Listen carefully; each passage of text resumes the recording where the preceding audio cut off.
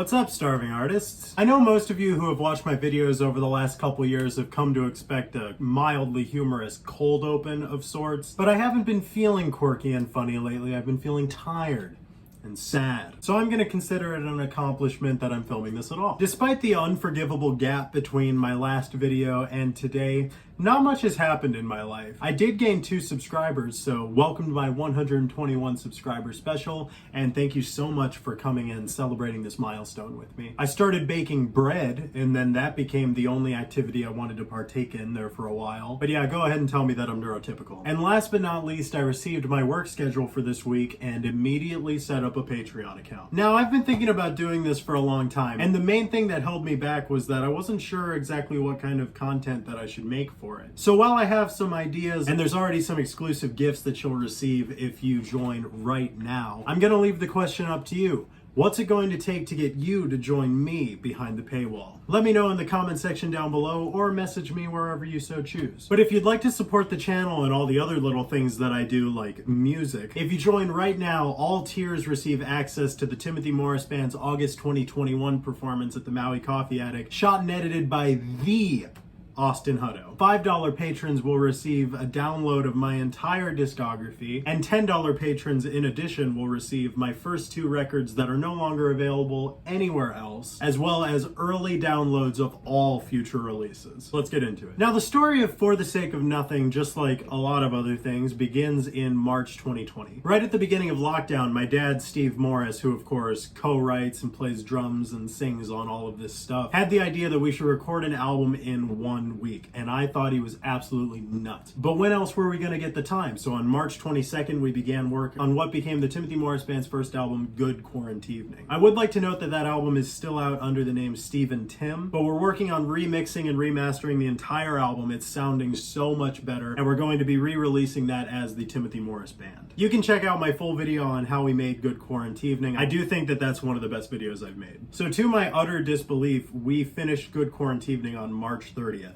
And I was burnt out. It turns out that making an album in 1 week is a massive undertaking, and I didn't want to do anything for a while. But on April 14th, Dad and I were in the studio and started jamming what would eventually become the opener of For the Sake of Nothing, How Do You Do It?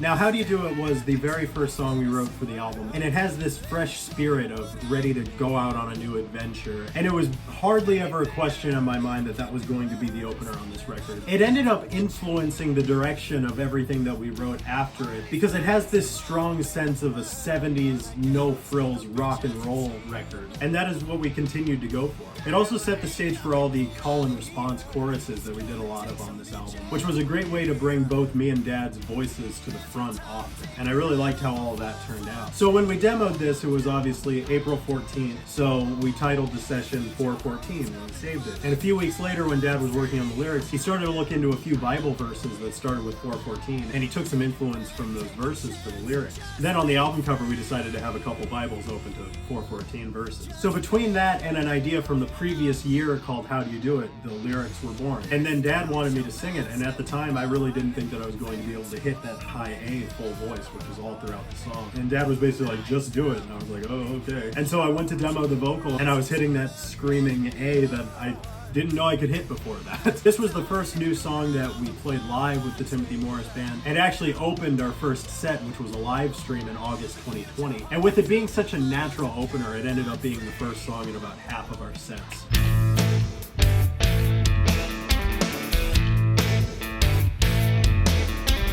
Hero dates back to, I believe, August 25th, 2020, a few days before our very first live stream as a band. And I started knocking around with this riff, and the band joined in and we started jamming on it. And then when I came up with the U2-ish chorus part, I thought this combination of these 2 parts is probably the coolest thing I've ever come up with. And then when me and Dad ended up starting to flesh out the song, we came up with a very odd halftime 6/8 middle section, and we were really on fire about the whole thing. And then when I went to write the lyrics, For the Sake of Nothing, I already had written down somewhere as an album title, and I decided to use it to pose the question, For the sake of nothing, tell me you believe in something. And the overall theme of the song is that we clearly need something or someone to save us from ourselves. And if you believe that there's nothing bigger than us, all I'm asking is that you admit that that takes just as much faith. Dad and I both knew that this was one of the best songs that we'd written together, and maybe the best, and it remained the clear choice for the lead single. We had a music video concept for the song, but unfortunately it never got made, but never say never. This was the second new song that we introduced to the set. It was always so much fun to do and received great crowd reaction.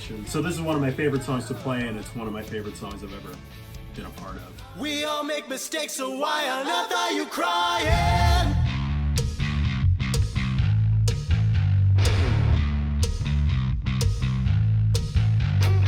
Mistakes is heavy. Now, this was the fourth song that we wrote for the album, and as soon as we had those four, I knew that this was going to be the best album that I'd ever been a part of. What did surprise me is that the songs just kept coming, and I think we're really lucky in that respect. I remember writing the music for this song almost entirely in my head. I just kept humming the next part, which is very unusual for me. Usually the song kind of comes out of playing something or a chord progression or riff or whatever. And I had about 75% of the song written, including the chorus, which was just way too high for me to sing with any power. And with its hard rock nature, I knew that this was going to be a band song, so I brought it to Dad. And while I sort of conceived it as a hair metal song almost, when me and Dad started playing it together, it got a little bit more rootsy, and I think it definitely sounds like a cross between Muse, King's X, The White Stripes, and Rat. But you don't have to agree with me on that. It wasn't until me and Dad started playing together that the whole outro came together, with a couple of the heaviest riffs that I've ever written. And then we decided to add all the Riot sound effects in, and that's about 12 tracks of me and Dad screaming a bunch of random stuff. That was a lot of fun to do. But along with all that, Mistakes has some of my favorite lyrics that I've ever written. What I was trying to get across with this song is a very common theme with my lyrics, which is that we can never truly understand where other people are coming from and everything that they've been through to arrive at their conclusions. And despite what is unfortunately a very common thinking that you don't want to associate with people that think differently than you, the fact of the matter is that they're living a life that's just as complex as yours and hopefully fulfilling to them, and that's all that really matters.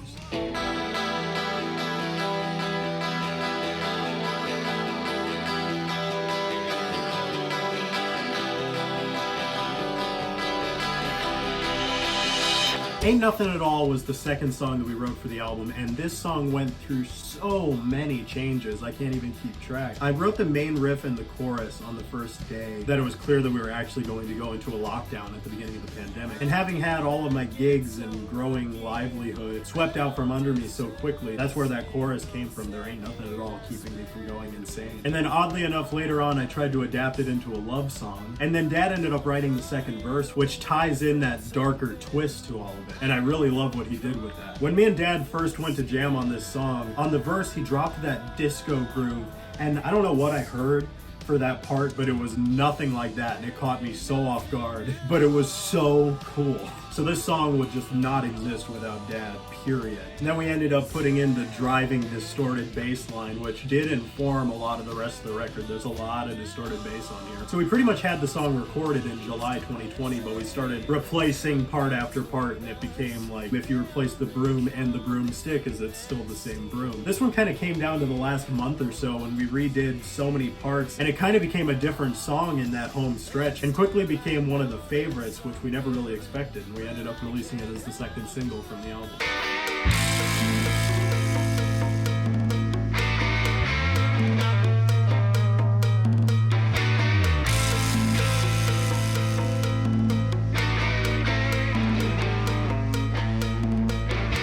Fairweather Friends came very organically, and it was the last song we started writing for the album around September 2021. Dad started playing that cowbell and bongo thing on the sampler, and I started playing guitar, and we went into this riff, basically exactly what became the verses and pre-choruses of the song. And we had the loose idea for the chorus. And at the time, I was working at an event company on Maui that set up the big white pole tents, and we were talking about what we were going to do if it rained that day, and my boss said, "These are fair weather tents." And I thought, that's hilarious. I've never heard anything like that before. So I started thinking Fairweather Friends under Fairweather Tents. And when I got home that day, I came up with most of the lyrics to the song. It started to become a bit of a political analogy about how unity and moderation has become so much harder to come by over the last decade. And the song sort of represents a progression by starting off on a very hardline ideological point of view and slowly sort of realizing that the Fairweather Friends on the fence, or moderates, aren't the problem, that he is part of the problem, and starts to take on more nuanced points of view. It depends on the day you ask me, but this might be my favorite song on the album. I just think it sounded great from the get-go. It's so powerful and has all these contrasts, and my solo on it is definitely one of my favorites that I've played.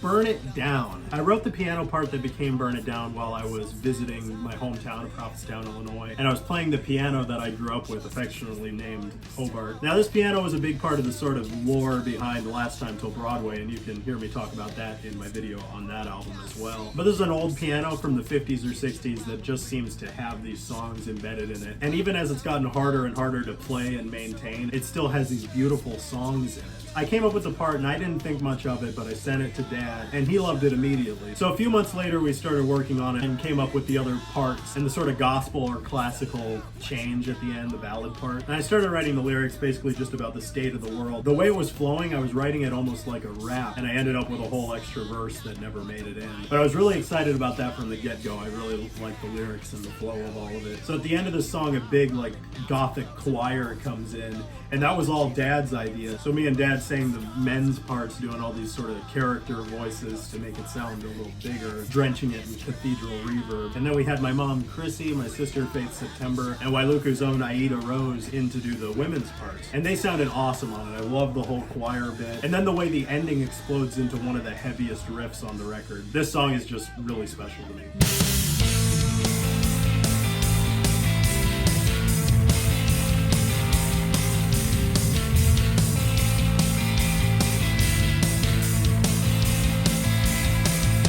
Now, Broken Promises dates back a long time. It started as a drum and distorted bass jam, and for a long time, like on lists of songs that we had for the record, it would just be listed as bass, because I didn't really have any lyrics or melodies yet. But we had the instrumental, and the concept was sort of like Royal Blood with the edge on guitar on top of it. Then I ended up writing the lyrics the day after a messy breakup, and it was a lot of thoughts that were just echoing around in my head and kind of destroying me.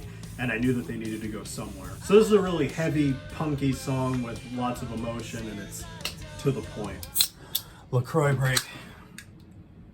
Strangers quickly passing by. In every one of them I see your headlights. Wanna put this water under the bridge.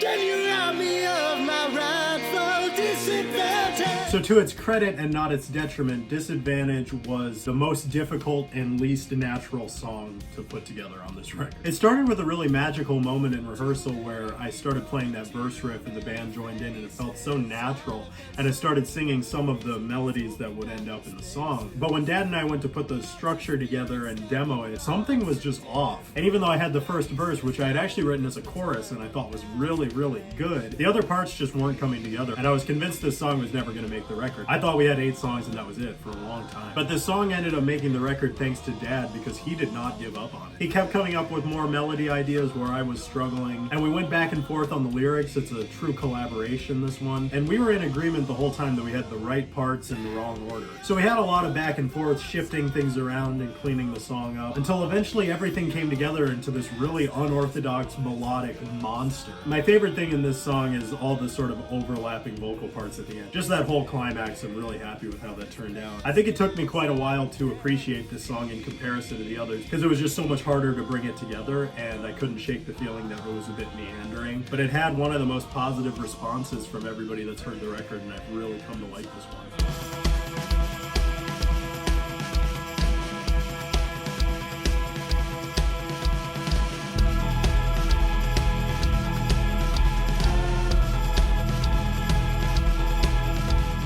So what can you say about an 8-minute epic like this that the song doesn't say for itself? Well, I'm gonna try my best. First off, this song is like 85% Dad. It's his masterpiece. This was one of the earliest ideas we had for the album, and as soon as I heard Dad's demo, which was really rough and minimal, I knew that we had our closer. I knew that that was going to become something really cool. Now, Dad wrote this as like a big protest song. We each have a big down protest song, as I had Burn It Down and he had Do You Bow Down. Despite being one of the earliest ideas we had, this was one of the last songs we finished, and I think by far took the most man hours to complete because it's just a behemoth. I'm really happy with all my contributions to this song. I like the guitar work. I think both of the solos are among some of my favorites that I've played. I've always liked the sort of driving Spanish acoustic guitar part. That was definitely inspired by Burlap to Cashmere, a great forgotten 90s band you should check out. Nobody sounds like them. But none of that would have been possible without the foundation, which was all Dad. And creating those two separate moods in the two halves of the song that are so fresh and unique, and I just don't feel like I've ever heard anything like it anywhere else. And the positive response to this song specifically from the people who have listened to this record is mind-boggling. And after we did our interview on Monotone Radio with Paul James Brown, who I would like to thank for everything he's done to support us, we deeply appreciate Paul. Dad said he was surprised that Paul had all of this high praise for Do You Bow Down because he thought of it as a throwaway song. And I couldn't believe that. I just think that's ridiculous. And while we were working on the record, Dad said a lot of things along the lines of, I don't know what other people are going to think of this, but I think it's really cool. And I have to agree. I think it's really cool. And there was no other choice to end this album, and the way it all wraps up with I will never bow down to your lies, I think is truly powerful. Well, that's all 9 tracks on For the Sake of Nothing. Thank you so much for watching and listening to me go into the backstory on all of these songs. I think this album is the best thing that I've ever been a part of, and I think the 2 years we spent on it were worth the final result. This is the best sounding record that I've been on, in my opinion. Dad and I mixed it, and it was mastered by Stefan at Sandbox Productions out of Portland. I highly recommend his services. But if you haven't already, go ahead and listen to the record. We just want to get it out there. And if you want to support my endeavors, make sure to like this video and subscribe to my channel. But also just a reminder, you can consider joining my Patreon. There's lots of cool stuff to come, and it's a great way to directly support my channel and make sure that there's more For the Sake of Nothings in the future. And I think that's about all I have to say. I'm Timothy Morris, and thank you for watching me through this portal wormhole thing here. They call it YouTube. I'm pretty sure a team of specialists is actually here to investigate whatever's going on here, so I wouldn't want to keep them waiting. Bye.